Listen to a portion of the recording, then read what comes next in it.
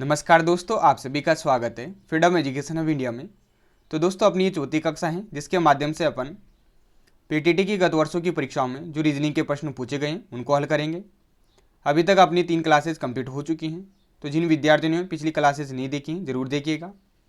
इन प्रश्नों के माध्यम से आपको पता लगेगा कि आपकी पीटीटी के एग्ज़ाम में किस प्रकार के कौन कौन से टॉपिक से प्रश्न पूछे जाते हैं तथा इन प्रश्नों के माध्यम से आपकी प्रैक्टिस भी हो जाएगी। तो ये काफ़ी महत्वपूर्ण कक्षाएं हैं दोस्तों आपके पीटीटी के एग्ज़ाम के लिए। अभी मैं उन्हीं टॉपिक्स के प्रश्न हल करवा रहा हूँ जो टॉपिक मैंने पढ़ा रखे हैं। 4 से 5 टॉपिक और बच रहे हैं रीजनिंग के, जिनके प्रश्न भी मैं आपको बहुत ही जल्द हल करवा दूँगा। जिन विद्यार्थियों को बेसिक क्लासेस पढ़नी है रीजनिंग की, वो हमारे चैनल पर जाइएगा, आपको प्ले लिस्ट मिल जाएगी पीटीटी रीजनिंग क्लासेस 2021 के नाम से, तो आप बेसिक क्लासेज देख सकते हो। बाकी जिन विद्यार्थियों को रीजनिंग आती है वो इन प्रश्नों के माध्यम से अपनी प्रैक्टिस कीजिए तथा इन प्रश्नों को अच्छे से कंप्लीट कर लीजिए। ये सभी प्रश्न आपके पीटीटी के एग्ज़ाम में पूछे गए। तो आज की क्लास को स्टार्ट करते हैं फर्स्ट क्वेश्चन के साथ। पहला प्रश्न है दोस्तों, वायुमंडल, हाइड्रोजन, ऑक्सीजन, ये 3 यहाँ पर शब्द दिए गए के बीच संबंध दिखाने वाले श्रेष्ठ वेन आरेख को चुनें। ये पीटीटी 2019 के एग्जाम में पूछा गया प्रश्न है। इन तीनों शब्दों को आपको वेन आरेख के माध्यम से प्रदर्शित करना है। तो देखिए दोस्तों कैसे हल करेंगे। वेन आरेख वाला टॉपिक काफ़ी सीधा टॉपिक होता है और इससे अपने एग्जाम में एक प्रश्न निश्चित रूप से पूछा जाता है। अब आपको पता है जो अपना वायुमंडल है उसके अंदर बहुत सारी गैसें पाई जाती हैं।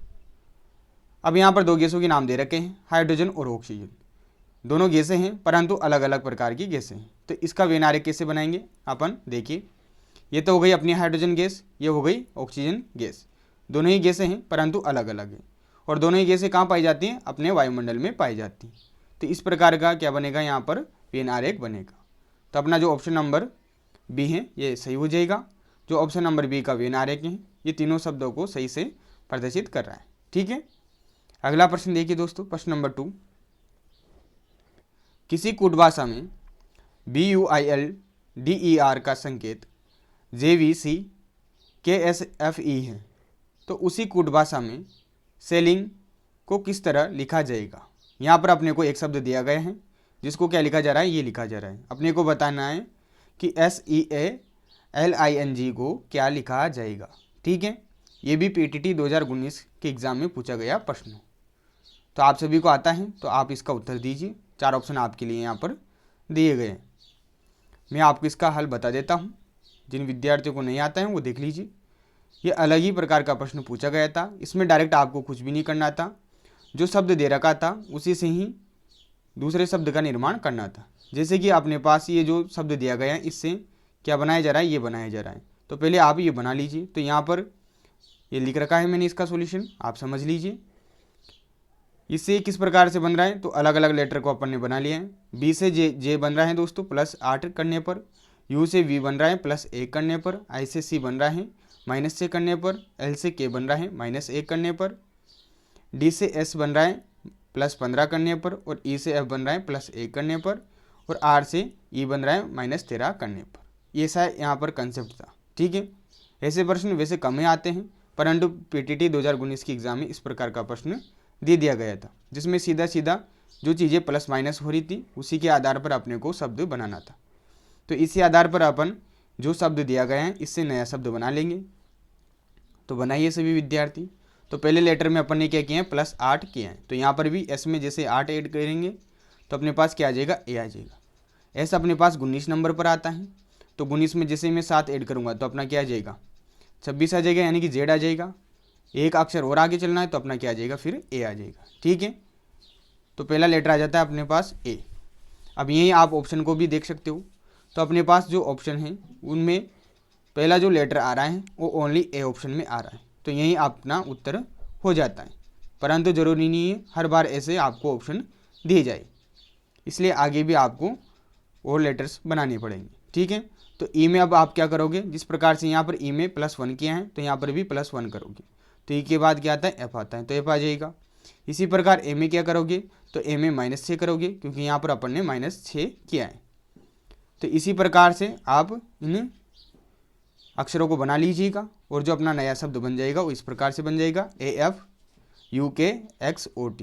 ठीक है, तो यहाँ पर इस प्रश्न का जो सही उत्तर हो जाएगा वो ऑप्शन नंबर ए हो जाएगा। ठीक है दोस्तों, अगला प्रश्न है प्रश्न नंबर 3, अदृश्य अंक को चुनें। यानी कि यहाँ पर अपने पास एक मैट्रिक्स दी गई है, इनमें एक अंक लुप्त है, उस लुप्त अंक का अपने को पता लगाना है। तो मिसिंग नंबर वाले से ही ये प्रश्न पूछा गया है। मैंने आपको पिछली कक्षा में बताया था कि मिसिंग नंबर से एक प्रश्न पूछा जाता है। जनरली सबसे ज़्यादा जो प्रश्न आता है वो मैट्रिक्स से ही आता है। तो इस प्रश्न का आप फटाफट से उत्तर दीजिए, सीधा सा ये प्रश्न है। 4 ऑप्शन भी यहाँ पर आपको दिए गए हैं। तो देखिए दोस्तों कैसे हल करेंगे। तो यहाँ पर अपने को कुछ भी नहीं करना दोस्तों, आपको जो ये अंतिम वाली पंक्ति है इसमें बड़ी संख्याएं नज़र आ रही होगी तथा इससे ऊपर छोटी संख्याएं नज़र आ रही होगी। ऐसी कंडीशन में जनरली क्या होता है, या तो स्क्वायर होता है या क्यूब होता है। तो मैं क्या करता हूँ दोस्तों, जो पहला वाला कॉलम है इसकी जो ये संख्याएं हैं दोस्तों, इनको कैसे प्राप्त कर सकता हूँ वो देखिए आप। तो मैं क्या कर रहा हूँ दोस्तों, 4 का स्क्वायर प्लस 2 का स्क्वायर प्लस 1 का स्क्वायर कर रहा हूँ। तो 4 चौक 16 हो गया, प्लस 2 का स्क्वायर 4 हो गया, 1 का स्क्वायर 1 हो गया। तो 16 और 4 20 और 1 21। तो अपने पास ये जो अंतिम संख्या है पहले कॉलम की प्राप्त हो जा रही है अन्य 3 संख्याओं के स्क्वायर को ऐड करने पर। ठीक है, तो ये कंसेप्ट यहाँ पर आगे भी लगा दीजिए आप। तो सेकंड वाले कॉलम में देख लीजिए आप। तो आप क्या कर दीजिए, 5 का स्क्वायर प्लस 3 का स्क्वायर प्लस 8 का स्क्वायर, ये कर देंगे। तो 5 का स्क्वायर कितना हो गया, तो आप बोलोगे 25 हो गया सर। 3 का स्क्वायर कितना हो गया, 9 हो गया। 8 का स्क्वायर कितना हो गया, 64 हो गया। तो इनको ऐड कीजिए आप, तो देखिए कितना आ जाएगा, 5 और 4 9 और 9 9 18, 18 का 8, हासिल का 1, 6 2 8 1 9, कितना आ गया 98 आ गया। तो ये संख्या प्राप्त हो गई। तो इसी नियम से अपनी जो क्वेश्चनवाचक जिनकी जगह जो संख्या आएगी उसका अपन पता लगा लेंगे।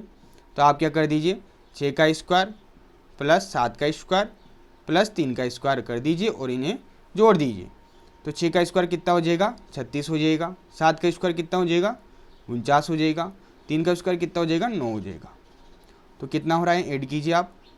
तो देखिए 9 9 कितने हो गए, 18 हो गए। 18 और 6 24 हो गए। 24 का 4, हासिल का 2, 3 और 2 5 और 4 9, कितना आ गया अपना भैया, 94 आ गया।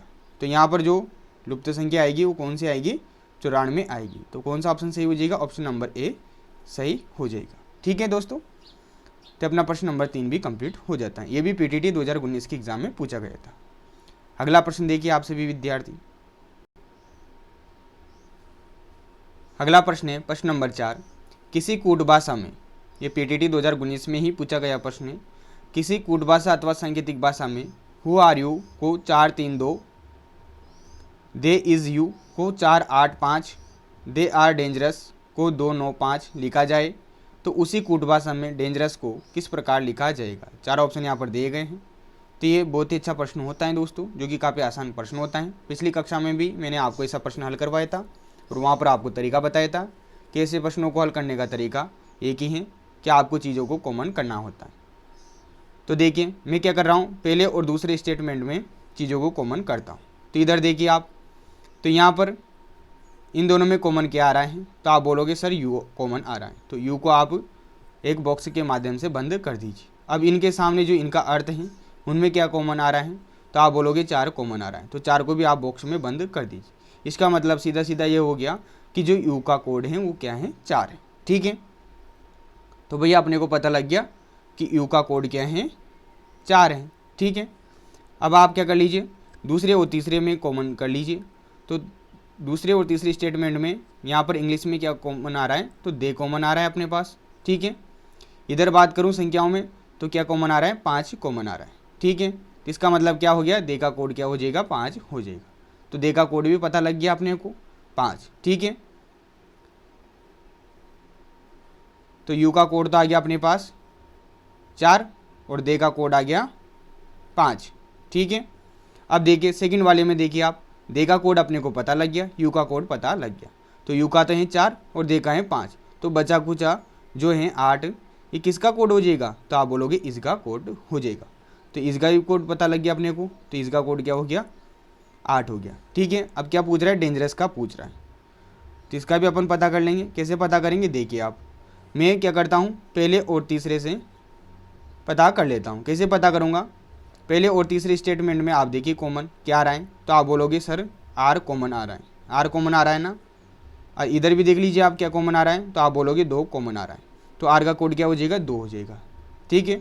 अब देखिए आर का कोड भी पता लग गया 2, तो अपने को 2 किसका आंसर देना है, डेंजरस का आंसर देना है। तो दे का कोड अभी बताया मैंने आपको क्या है, 5 है, तो दे का कोड तो 5 है और आर का कोड भी पता लग गया 2, तो बचा कुचा जो ये 9 है ये किसका कोड है, डेंजरस का कोड है। तो अपना उत्तर क्या हो जाएगा, 9 हो जाएगा, यानी कि ऑप्शन नंबर डी सही हो जाएगा। इसी प्रकार से कुछ भी आपसे पूछा जा सकता है, ठीक है। तो इसी प्रकार से प्रत्येक प्रश्न को आपको हल करना है, ऐसे प्रश्नों को, ठीक है। अगला प्रश्न देखिए आप सभी विद्यार्थी, प्रश्न नंबर 5। प्रश्न नंबर 5 है, यदि 27 मार्च 2011 को रविवार था तो 27 जून 2012 को कौन सा दिन था। ये पीटीटी 2019 के एग्जाम में पूछा गया प्रश्न है। अब मैंने आपको कैलेंडर वाला टॉपिक काफ़ी अच्छी तरीके से बता रखा है। एक ही प्रश्न को आप 2 से 3 तरीक़ों से हल कर सकते हो। जिनको बेसिक क्लास पढ़नी है कैलेंडर की, वो प्लेलिस्ट में जाकर बेसिक क्लास देख सकता है, ठीक है। इसका सॉल्यूशन मैं आपको बताता हूँ, आप देखिए सभी विद्यार्थी। देखिए दोस्तों, यहाँ पर 4 ऑप्शन दे रखे हैं अपने पास, इनमें से एक ऑप्शन अपने को बताना है। तो पहला तरीका क्या हो जाता है, पहला तरीका हो जाता है कि जिस डेट का अपने को वार पूछा गया है उसी डेट का अपन वार निकाल लें। तो अपन से क्या पूछा गया है, 27 जून 2012 का वार पूछा है अथवा दिन पूछा है कि उस दिन कौन सा वार है, ठीक है। तो डायरेक्ट मैंने आपको बता रखा है डेट में वार ज्ञात करना, तो कैसे करेंगे वो देखिए आप। तो जो अपना ईयर होता है उसको अपन 2 भागों में डिवाइड कर लेते हैं, एक तो शताब्दी वर्ष में और एक अन्य वर्ष में। तो यहाँ पर देखिए शताब्दी कौन सी है, तो आप बोलोगे 2000 है, अन्य वर्ष कितने हैं, 12 हैं। तो शताब्दी वर्ष 2000 अथवा आप कह सकते हो 20वीं शताब्दी के लिए जो अपना कोड होता है वो क्या होता है, 0 होता है। अब अपने पास जो 12 वर्ष हैं इनमें से पूर्ण वर्ष अथवा बीते वर्ष की संख्या कितनी हो जाएगी, यानी कंप्लीट ईयर कितने हो जाएंगे, 11 हो जाएंगे, यानी 11 ऐसे वर्ष हैं जो पूर्ण हो चुके हैं। तो पूर्ण वर्ष की संख्या अपन ने लिख दी 11। अब ये जो 11 पूर्ण वर्ष हैं इनमें से कितने लीप वर्ष हैं, तो उसकी संख्या के लिए आपको क्या करना पड़ता है, जो पूर्ण वर्ष हैं 11 इसमें 4 का भाग करना होता है। जो भागफल प्राप्त होता है वही अपना लीप वर्ष होता है। तो 2 बार ही जाएगा, तो अपना जो 2 रहेगा वो क्या हो जाएगा, लीप वर्ष की संख्या हो जाएगी। तो यहाँ पर लीप वर्ष की संख्या आ गई 2। अब अपना कौन सा वर्ष चल रहा है, 2012 का वर्ष चल रहा है, यानी कि 12वां वर्ष चल रहा है। तो इसके लिए आप कंसेप्ट लगा दीजिए। जनवरी सबसे पहला महीना आएगा जनवरी, तो जनवरी 31वां महीना होता है, अतः इसमें शेष दिनों की संख्या आती है 3 अथवा जिसे अपन बोलते हैं कोड। तो जनवरी के लिए कोड हो जाएगा 3। फरवरी, अब देखिए जब अपने पास साधारण वर्ष होता है तो फरवरी के लिए शेष दिनों की संख्या अथवा कोड क्या होता है, 0 होता है। जबकि अगर लीप वर्ष हो तो फरवरी के लिए शेष दिनों की संख्या अथवा कोड क्या होता है, 1 होता है। अब यहाँ पर जो 2012 का वर्ष है ये कौन सा वर्ष है, तो आप बोलोगे सर ये लीप वर्ष है, अतः फरवरी का कोड क्या हो जाएगा, 1 हो जाएगा। मार्च का कोड 3 हो जाएगा, अप्रैल का कोड 2 हो जाएगा, मई का कोड 3 हो जाएगा। मई के बाद क्या आता है, जून आता है। अब जून में आपको क्या करना है, जो डेट दे रखी है उसी डेट को लिख देना होता है। तो 27 जून का अपने को बताना है, तो अपन ने भैया डायरेक्ट 27 लिख दी, ठीक है। आप चाहो तो इन सभी को काउंट कर लिए और फिर 7 का भाग कर लेंगे, ठीक है। परंतु ऐसे समय ज़्यादा व्यतीत होता है, अतः आपको समय बचाने के लिए क्या करना होता है, डायरेक्ट 7 से काट देना होता है। तो 11 और 3 कितने हो गए, 14 हो गए। 7 का पूरी भाग चल जाएगा, कुछ भी शेष नहीं बचेगा। तो 11 और 3 कट गए भैया 7 से, 3 2 5 और 2 7, ये भी कट गए भैया। तो कितना बचा, 27 और 3 30 और 31 बचा, ठीक है। 31 में जैसे 7 का भाग करेंगे तो अपने पास शेषफल क्या आ जाएगा, तो 7 चौक 28, कितना बचेगा, 3 ही बचेगा। तो शेष दिनों की संख्या कितनी आ गई दोस्तों, 3 आ गई। जब शेष दिनों की संख्या 3 होती हैं तो उस दिन कौन सा वार होता है, तो आप बोलोगे बुधवार होता है। तो हम अपना उत्तर आगे निकल कर बुधवार, ठीक है। तो एक तरीका तो ये हो जाता है, तो यहाँ पर ऑप्शन नंबर बी सही हो जाएगा। तरीका दूसरा देखिए आप, तो दूसरा तरीका किस प्रकार से है वो देख लीजिए आप। तो अपने को क्या दे रखा है दोस्तों, 27 मार्च 2011 को रविवार दे रखा है और अपन से पूछा है 27 जून 2012 का वार। तो देखिए दोस्तों 27 मार्च 2011 से अगर मैं अगले वर्ष में प्रवेश करूंगा, यानी कि 27 मार्च 2012 में, तो मुझे क्या करना होगा, +2 करना होगा। क्योंकि इसके अंतर्गत ये जो फरवरी आएगी, जो फरवरी का महीना आएगा वो कितने दिनों का आएगा, तो आप बोलोगे 29 दिनों का आएगा। क्योंकि जो फरवरी काउंट हो रही है वो वर्ष 2012 की हो रही है, जिसमें 29 दिन होंगे। अतः अपन कह सकते हैं कि लीप ईयर से अगले वर्ष में प्रवेश करते हैं तो +2 करते हैं। तो यहाँ पर मैं क्या कर दूंगा, रविवार में +2 कर दूंगा। जबकि साधारण वर्ष से अगले वर्ष में प्रवेश करते हैं तो +1 करते हैं, ठीक है। तो यहाँ पर 27 मार्च से लेकर 26 मार्च 26 मार्च 2012 तक ये जो वर्ष बनेगा, एक वर्ष, ये कौन सा वर्ष बनेगा? लीप वर्ष बनेगा। अतः अगले दिन में प्रवेश करेंगे अगले वर्ष के, तो अपने को +2 करना होगा। तो यहाँ पर सीधा सीधा अपन ने क्या कर दिया? +2 कर दिया। इससे अपने को 27 मार्च 2012 का वार पता लग गया। ठीक है, अब देखिए आप, अब 27 मार्च 2012 का वार अपने को पता लग गया, मंगलवार। तो इसके आगे अपन निकालेंगे शेष दिनों की संख्या। तो कैसे निकालेंगे? देखिए, मार्च का जो महीना होता है वो 31वां होता है। अब 27 तारीख तक की अपने को डेट दे रखी है, तो शेष दिनों की संख्या आ जाएगी 31 में 27 घटा दीजिए, 4 आ जाएगी। अप्रैल 30वां महीना होता है, अतः इसके लिए कोड क्या हो जाएगा? अपना 2 हो जाएगा, अथवा आप कह सकते हो शेष दिनों की संख्या 2 हो जाएगी। शेष दिनों की संख्या अथवा विषम दिनों की संख्या भी आप बोल सकते हो, कुछ भी आप बोल सकते हो। ठीक है, अप्रैल के बाद आता है अपना मई, तो मई 31वां महीना होता है, इसके लिए कोड हो जाएगा 3। जून, तो जून में अपने को जो डेट दे रखी है उसी को लिख दीजिए आप, तो 27 लिख दिया, तो यहाँ पर 27 लिख दिया। ठीक है, अब यहाँ पर 2 तरीके हो जाते हैं, या तो आप जो महीनों के दिन हैं इनको काउंट कर लीजिए। अब मार्च में तो 4 ही दिन काउंट करेंगे, क्योंकि 27 तक का अपने को वार पता है, तो शेष दिनों की संख्या 4 हैं। बाकी सभी में जो दिन है उनको आप ऐड कर देना। ऐसे नहीं करके अपन कैसे करते हैं? कोड के अकॉर्डिंग करते हैं। प्रत्येक प्रश्न ऐसे ही बताया मैंने आपको, ताकि कम समय में अपना उत्तर निकले। ये मैं आपको समझा रहा हूँ, इसलिए समय लगता है। बाकी अगर आपको ये तरीका आता है तो फटाफट से आप 30 से 35 सेकेंड में उत्तर कर दोगे। तो यहाँ पर देखिए, सभी को या तो टोटल कर लीजिए या फिर डायरेक्ट काट लीजिए। तो यहाँ पर चूंकि छोटी संख्या है तो आप टोटल भी कर सकते हो। तो 27 और 3 30 और 6 36 हो गया। 36 में जैसे मैं 7 का भाग करूँगा तो 7 पंजे 35, कितना शेष बचा? 1 शेष बचा, यानी कि जो 1 आया ये क्या आया अपने पास? शेष दिनों की संख्या आई। अब देखिए, यहाँ पर अपन आगे चल रहे हैं, आगे का वार बताना है, अतः शेष दिनों की संख्या को जो वार है उसमें जोड़ दीजिए। तो अपना जो वार आया है दोस्तों 27 मार्च 2012 का, ये मंगलवार आया है। तो मंगलवार में जैसे मैं +1 करूँगा तो क्या आ जाएगा? बुधवार आ जाएगा। तो इस तरीके से भी अपना उत्तर निकल कर के आ जाता है, बुधवार निकल कर आ जाता है। ये तो दोनों तरीके हो जाते हैं। मैंने आपसे बोला है सबसे बेस्ट तरीका यही होता है, जो डेट का वार पूछता है उसी का आप वार याद कर लीजिए, क्योंकि आपको आता है ये सब, इस वजह से आप डायरेक्टली इसी कंसेप्ट को लगा दीजिए। बाकी ये तरीका भी अच्छा है, अगर आपको आता है तो इसे भी आप अप्लाई कर सकते हो। ठीक है, अब जो विद्यार्थी हैं नए हमारे चैनल पर, उनको हो सकता है ये मेथड नहीं पता हो, तो आप बेसिक क्लास देख सकते हो। सभी क्लासेस बोर्ड पर ली हैं, 4 से 5 टॉपिक और बच रहे हैं, जिनको मैं बहुत ही जल्द कंप्लीट करवा दूंगा। ठीक है, अभी आपका जो एग्ज़ाम है 16 मई को हो भी सकता है, नहीं भी हो सकता है। अभी ऑफिशियल कोई भी जानकारी नहीं आई है, तो जब तक ऑफिशियल जानकारी नहीं आ जाती है तब तक आपको वेट करना पड़ेगा। ठीक है, अगला प्रश्न है दोस्तों, प्रश्न नंबर 6, अगला पद ज्ञात करो। यहाँ पर अपने को इस प्रकार से सीरीज दे रखी है, जिसमें लेटर भी हैं और नंबर भी हैं। ठीक है, स्टार्टिंग के 2 लेटर हैं तथा 3rd नंबर का नंबर है। ये पद अपने को ज्ञात करना है। तो सीधा सा ये प्रश्न है, और ऐसे प्रश्न हर बार पूछे जाते हैं। तो कैसे हल करेंगे? देखिए, अपना जो x है ये कितने नंबर पर आता है अंग्रेजी वर्णमाला में? तो आप बोलोगे 24 नंबर पर आता है। t कितने नंबर पर आता है? 20 नंबर पर आता है। p कितने नंबर पर आता है? 16 नंबर पर आता है। तो यहाँ पर क्या हो रहा है? सभी में -4 हो रहा है। ठीक है, -4 हो रहा है, तो ये कंसेप्ट यहाँ पर पता लग गया। एक तो W का देखते हैं, तो W अपने पास 23 पर आता है, S 19 पर आता है। तो यहाँ पर भी क्या हो रहा है? -4 हो रहा है। ठीक है, संख्याओं को देखें तो 2 से क्या बन रहा है? अगले पद में 6 बन रहा है, फिर 10 बन रहा है। तो यहाँ पर क्या हो रहा है? +4 हो रहा है। यानी कि लेटर में तो क्या हो रहा है दोस्तों? -4, जबकि नंबर में +4 हो रहा है। तो ये कंसेप्ट अपन लगा देंगे और अपना उत्तर आ जाएगा। तो अंतिम को देख लीजिए आप, तो L में आप -4 कीजिए। तो जैसे मैं -4 करूँगा तो L 12 पे आता है, 4 गया तो 8 बच जाएगा। 8 पर कौन आता है? H आता है। कि 11 पर आता है, 11 में से 4 घटाओगे तो बचेगा अपने पास 7, और 7 पे क्या आता है? G आता है, G7। 14 में अब आपको क्या करना पड़ेगा? -4 नहीं करना पड़ेगा, +4 करना पड़ेगा, क्योंकि नंबर में क्या हो रहा है? +4 हो रहा है, जबकि लेटर में -4 हो रहा है। तो 14 में जैसे 4 ऐड करोगे तो कितना आ जाएगा? 18 आ जाएगा। तो HG 18, कौन सा ऑप्शन सही हो जाएगा?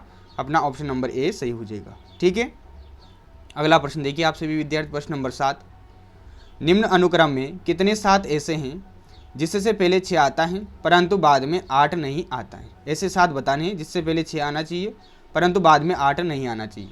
ये यहाँ पर अलग अलग नंबर दे रखे हैं, तो आप सभी हल कीजिए। ऐसा प्रश्न मैंने आपको पिछली कक्षा में भी हल करवाया था, और ऐसे प्रश्न पूछे जाते हैं अपने एग्जाम में। ये बस बेसिक प्रश्न होते हैं, इनमें आपको अपना दिमाग लगाना होता है और जो बोल रखा है उसे फॉलो करना होता है। तो 7 को देखना है अपने को भैया। तो ये रहा अपना 7, 7 से पहले क्या आना चाहिए, 6 आना चाहिए, तो यहाँ पर नहीं आ रहा है तो ये तो नहीं होगा। ये रहा अपना 7, तो 7 से पहले 6 आ रहा है, परंतु बाद में क्या आ रहा है, 8 आ रहा है, और यहाँ पर बोला है 8 नहीं आना चाहिए, तो ये भी नहीं होगा। ठीक है, अगला 7 देखिए, ये रहा अपना 7, तो 7 से पहले 6 तो आ रहा है, बाद में 5 आ रहा है, इट मीन्स ये हो जाएगा, क्योंकि 8 के अलावा कुछ भी आ जाए उससे मतलब नहीं है, 8 नहीं आना चाहिए तथा पहले 6 आना चाहिए। तो यहाँ पर भैया पहले 6 आ रहा है तथा बाद में 8 नहीं आ रहा है, तो अपना एक तो ये 7 हो जाएगा, एक साथ ये देख लीजिए, इससे पहले 6 आ रहा है, बाद में 8 नहीं आ रहा है, तो ये भी हो जाएगा। इस 7 को देखिए तो 7 से पहले 9 आ रहा है, तो ये तो नहीं होगा। इस 7 को देखिए तो 7 से पहले 6 आ रहा है, बाद में 8 नहीं आ रहा है, तो ये भी हो जाएगा अपना। तो अभी तक 3 7 ऐसे हो चुके हैं। आगे देखिए तो इस 7 को देखिए आप, तो 7 से पहले 6 आ रहा है क्या, नहीं आ रहा है, तो ये भी नहीं होगा। तो अपने पास 3 ऐसे 7 हैं दोस्तों जिनसे पहले 6 आ रहा है परंतु बाद में 8 नहीं आ रहा है, तो अपना उत्तर क्या हो जाएगा, ऑप्शन नंबर डी हो जाएगा। ठीक है, अगला प्रश्न देखिए आप सभी विद्यार्थी, प्रश्न नंबर 8 है दोस्तों, यदि माइनस का अर्थ गुणा है, प्लस का अर्थ भाग है, गुणा का अर्थ माइनस है तथा भाग का अर्थ प्लस हो, तो कौन सा समीकरण सही है। 4 अलग अलग यहाँ पर ऑप्शन में समीकरण दिए गए हैं, जो यहाँ पर प्रश्न में बोल रखा है उसे अपने को फॉलो करना है तथा सही समीकरण का उत्तर करना है। ठीक है, तो ऐसे प्रश्नों को कैसे हल करते हैं, प्रत्येक समीकरण को आपको देखना पड़ता है। तो आप चाहो तो बेसिक से रफ कार्य कर सकते हो, और अगर आपको अच्छे से आता है तो आप फटाफट से यही पता कर सकते हो। ठीक है, तो देखिए आप इसका हल देखिए आप सभी विद्यार्थी। अब देखिए दोस्तों इसका हल कैसे निकालेंगे, तो सबसे पहले अपन ऑप्शन नंबर ए को चेक करेंगे। तो ऑप्शन नंबर ए में इस प्रकार के अपने को समीकरण दे रखी है, 15 माइनस का 5 भाग 5 गुणा 20 प्लस 10 बराबर 6। अब जो प्रश्नानुसार अर्थ दे रखा है अपने पास चिन्हों का, वो आप यहाँ पर कर दीजिए। तो अपन से बोला गया है कि माइनस का अर्थ है दोस्तों गुणा, प्लस का अर्थ है भाग तथा गुणा का अर्थ है माइनस, भाग का अर्थ है प्लस। ठीक है, ये बोला गया है, तो ऐसा आप कर दीजिए। तो चिन्ह रखने पर तो माइनस की जगह क्या कर देंगे अपन, गुणा कर देंगे, भाग की जगह प्लस कर देंगे, गुणा की चिन्ह की जगह माइनस कर देंगे, प्लस चिन्ह की जगह भाग का चिन्ह कर देंगे। तो अपन एक साइड निकालेंगे और दूसरी साइड ले आएंगे। ये साइड तो कहलाएगी अपनी लेफ्ट हैंड साइड यानी कि LHS, और ये कहलाएगी अपने पास राइट हैंड साइड यानी कि RHS। ठीक है, अब देखिए एक भाग अपन सोल्व करेंगे तो दूसरा भाग आना चाहिए, वो अपनी समीकरण सही होगी। तो अपन अब इसे किस नियम से हल करेंगे, तो आप बोलोगे बोर्ड मास के नियम से हल करेंगे। सबसे पहले जो भाग वाला चिन्ह होता है उसे अपन हल करते हैं, फिर गुणा वाले को करते हैं, फिर प्लस वाले को, फिर माइनस वाले को। तो सबसे पहले आप भाग वाले को हल कीजिए। तो 20 में जैसे 10 का भाग दोगे तो क्या आ जाएगा, 2 आ जाएगा। तो आगे की स्टेप ये आ जाते हैं अपने पास। आप क्या करेंगे, गुणा करेंगे, तो 15 को 5 से गुणा कर दीजिए आप। तो जैसे 15 को 5 से गुणा करेंगे तो 75 आ जाएगा। इधर क्या चल रहा है, +5 -2 चल रहा है। अब क्या करेंगे, प्लस करेंगे, तो 75 में जैसे ही आप 5 जोड़ोगे तो क्या आ जाएगा, 80 आ जाएगा। फिर -2 करेंगे, तो जैसे -2 करूँगा तो क्या आ गया, 78 आ गया। और इसकी इक्वल क्या था भैया, 6 था, तो ये नॉट इक्वल टू 6 हो जाएगा, यानी कि 78 6 के बराबर नहीं है। अतः अपनी जो ये समीकरण है ऑप्शन नंबर ए की, ये गलत समीकरण है। ठीक है, अब अपन क्या देखेंगे, ऑप्शन नंबर बी को देखेंगे। तो जैसे मैं ऑप्शन नंबर बी की समीकरण को यहाँ पर लिखता हूँ, तो इस प्रकार की समीकरण दे रखी है, 8 भाग 10 -3 + 5 गुणा 6 बराबर में 8 दे रखा है। तो सबसे पहले आप चिन्ह परिवर्तित कर दीजिए। तो भाग की जगह प्लस का चिन्ह लिख दीजिए, माइनस की जगह गुणा का, प्लस की जगह भाग का, गुणा की जगह माइनस का लिख दिया। अब आगे आप सोल्व कर लीजिए बोर्ड मास के नियम से। तो सबसे पहले भाग का जो चिन्ह है इसे अपन हल करते हैं। तो 3 में आपने को क्या करना पड़ेगा, 5 का भाग देना पड़ेगा। तो यहाँ पर क्या लिख दिया मैंने, 3/5 लिख दिया, यानी कि 3 में अपने 5 का भाग कर दिया है। ठीक है, फिर उसके बाद क्या करते हैं, गुणा करते हैं। तो 10 से 3/5 को गुणा करना पड़ेगा। तो यहाँ पर देखिए 5 से 10 कट जाएगा अपना 2 बार। ठीक है, और जैसे ही 2 को मैं 3 से गुणा करूँगा तो क्या आ जाएगा, 6 आ जाएगा। तो ये गुणा वाला जो चिन्ह है ये भी अपना हल हो जाता है। अब अगली स्टेप आप देखिए, तो 8 + 6 -6 आ जाता है। तो 8 और 6 कितने हो गए, 14 हो गए। 14 में 6 जाएगा तो कितना आ जाएगा, 8 आ जाएगा। इट मीन्स अपनी जो समीकरण है क्या है, सही है। तो अपना ऑप्शन नंबर बी सही हो जाएगा। जिन विद्यार्थियों को ज़्यादा आता है वो स्पीड से क्लास को देख सकता है। बाकी ऐसे विद्यार्थी होते हैं जिनके 8 सब्जेक्ट होता है तो उन्हें कम समझ में आता है, इसलिए काफ़ी अच्छी तरीके से उन्हें समझाना पड़ता है। ठीक है, अगला प्रश्न है दोस्तों प्रश्न नंबर 9। प्रश्न नंबर 9 है दोस्तों, बेमेल शब्द हैं। ये अपने पास वर्गीकरण से संबंधित प्रश्न है। ये पीटीटी 2019 के एग्जाम में पूछा गया प्रश्न है। तो फटाफट से आप बताइए कि इन 4 ऑप्शन में से कौन सा ऑप्शन बेमेल है अथवा अलग है। ठीक है, तो देखिए दोस्तों कैसे आंसर करेंगे। आपको पता है दोस्तों, जो कोरिया है ये अपने एशिया महाद्वीप में, यानी कि ये एक एशियाई देश है, जबकि पोलैंड, स्पेन, ग्रीस को यूनान भी बोला जाता है। तो ये अन्य जो 3 देशों के नाम है ये कौन से महाद्वीप में स्थित हैं, तो आप बोलोगे यूरोप महाद्वीप में, यानी कि ये यूरोपीय देश है। तो वर्गीकरण का क्या नियम कहता है, जो भिन्न है वही अपना उत्तर होगा। तो भिन्न क्या है यहाँ पर, ऑप्शन नंबर बी है। तो यही पूछा गया था, बेमेल शब्द है। तो यहाँ पर जो कोरिया शब्द दे रखा है जो कि एक देश का नाम है, ये अन्य 3 से भिन्न है। तो अपना ऑप्शन नंबर बी यहाँ पर सही हो जाएगा। तो ध्यान में रखिएगा, पोलैंड, स्पेन, ग्रीस ये सभी तो यूरोप महाद्वीप में स्थित देश हैं, जबकि कोरिया अपने एशिया महाद्वीप में स्थित देश है। अगला प्रश्न है दोस्तों प्रश्न नंबर 10। सादृश्यता का यह प्रश्न है जो कि पीटीटी 2019 की एग्जाम में पूछा गया था। पहला जो समूह है उसके दोनों पद दे रखे हैं, डोगी, नाव। दूसरा जो समूह है उसका पहला पद दे रखा है हवेली, दूसरा पद अपने को ज्ञात करना है। 4 ऑप्शन यहाँ पर दिए गए हैं, झोपड़ी, महल, घर, बंगला। तो जिन विद्यार्थियों को आता है वो फटाफट से उत्तर दीजिए, बाकी इसका उत्तर मैं आपको बताने वाला हूँ। तो इसका उत्तर कैसे देंगे, देखिए दोस्तों, जो डोगी होती हैं ये नाव का छोटा रूप होती है, अथवा आप कह सकते हो जो नाव है ये डोगी का बड़ा रूप है। इसी प्रकार हवेली का बड़ा रूप क्या होता है, तो आप बोलोगे महल होता है। तो यहाँ पर जो सही उत्तर होगा दोस्तों वो होगा ऑप्शन नंबर बी, महल। ठीक है, बंगला मत करना, ये गलत हो जाएगा। जो ऑप्शन नंबर बी है यही सही माना जाएगा। ठीक है, अगला प्रश्न है दोस्तों प्रश्न नंबर 11। अगला शब्द चुनिए। एक तरह से ये सीरीज ही है अपने पास, पहला, दूसरा, तीसरा पद अपने को गिवन है, चौथा पद अपने को ज्ञात करना है। 4 ऑप्शन भी दे रखे हैं, सीधा सा ये प्रश्न है, फटाफट से आप सभी विद्यार्थी उत्तर दीजिए। तो यहाँ पर कुछ भी नहीं कर रखा है दोस्तों। बी से डी कब प्राप्त होएगा, तो बी 2 नंबर पर आता है, डी 4 पर आता है, यानी कि +2 कर रखा है। डी से एफ कब प्राप्त होता है, तो यहाँ पर भी +2 कर रखा है। तो अगला जो पद होगा उसका पहला लेटर कैसे प्राप्त हो जाएगा, एफ में आप +2 कर दीजिए। ठीक है, इसी प्रकार अन्य शब्दों को भी आप चेक कर लीजिए एक बार, ताकि एक साथ ही अपन उत्तर निकालेंगे। तो ई से जी कब प्राप्त होएगा, तो ई 5 पर आता है, जी 7 पर आता है, तो यहाँ पर भी +2 कर रखा है। जी से आई कब प्राप्त होएगा, तो जी 7 पर आता है, आई 9 पर आता है, तो यहाँ पर भी +2 कर रखा है। ठीक है, आगे के 2 लेटर को भी देख लीजिए आप। तो ए से सी का प्राप्त होएगा, तो ए 1 पर आता है, सी 3 पर आता है, तो यहाँ पर भी +2 ही कर रखा है। सी से ई, तो यहाँ पर भी +2 होएगा। तो सभी में दोस्तों क्या कर रखा है, +2 कर रखा है। अंतिम लेटर को भी आप चेक कर लीजिए। तो जी से एल, तो जी अपना 7 पर आता है, एल 12 पर आता है। फिर दे रखा है अपने को के, तो ये 11 पर आता है। तो देखिए दोस्तों यहाँ पर थोड़ा सा आपको करेक्शन करना पड़ेगा। यहाँ पर ये एल नहीं है, यहाँ पर क्या आना चाहिए, आई आना चाहिए, तब अपना सीक्वेंस बन जाएगा। जी में जैसे मैं +2 करूँगा तो आई आ जाएगा, आई में जैसे +2 करूँगा तो के आ जाएगा। तो यानी कि यहाँ पर ये जो तीनों पद हैं इनमें एक पद से दूसरे पद को प्राप्त करने के लिए प्रत्येक लेटर में क्या कर रखा है, +2 कर रखा है। तो अपना उत्तर आ जाएगा। अब कैसे आएगा देखिए, एफ में आप क्या कर दीजिए, +2 कर दीजिए। तो एफ में जैसे +2 करूँगा तो क्या आ जाएगा, एच आ जाएगा। भाई एफ 6 पर आता है, 6 2 8 हो जाएगा, एच आएगा। आई में जैसे +2 करेंगे तो क्या आ जाएगा, के आ जाएगा। ई में जैसे +2 करूँगा तो जी आ जाएगा। के में जैसे +2 करूँगा तो के 11 पर आता है, तो 11 2 13 एम आ जाएगा। तो एच के जी एम कौन सा ऑप्शन मैच कर रहा है वो देख लीजिए आप, वही अपना उत्तर हो जाएगा। तो एच के जी एम, तो अपना ऑप्शन नंबर बी क्या हो जाएगा, सही हो जाएगा। ठीक है, तो इस प्रश्न में थोड़ा सा करेक्शन है दोस्तों, यहाँ पर ये एल नहीं है, यहाँ पर क्या आएगा, आई आएगा। ठीक है, अगला प्रश्न है दोस्तों प्रश्न नंबर 12। ये काउंटिंग से संबंधित प्रश्न है। ये पीटीटी 2019 की एग्जाम में पूछा गया प्रश्न है।